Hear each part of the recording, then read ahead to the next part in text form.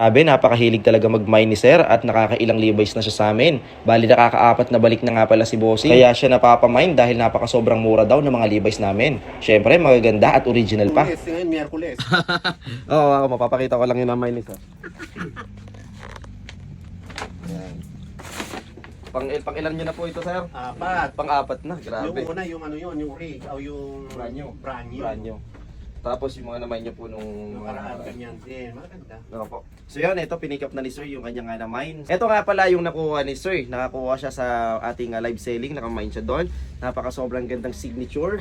So yun, nakamine niya lang to sa tiga 699 at 699 and 999. Syempre, tatanungin ulit natin si Sir.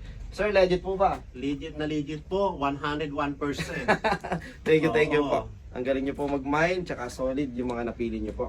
So yun, yung walang na hindi talaga nagsasawa si Sir sa mga Levi's natin. Dahil syempre maganda tong pangpalit-palit, ano? Yeah, Solid. pang Friday. Pang Friday.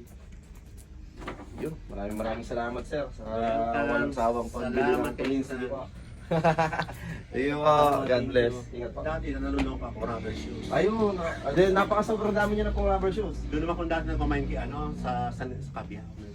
Oh my God, nga po. Yung sa ano yun, yung kay Castley, ano? Kaya pala ang ganda po ng sapatos niya. Naka-Jordan.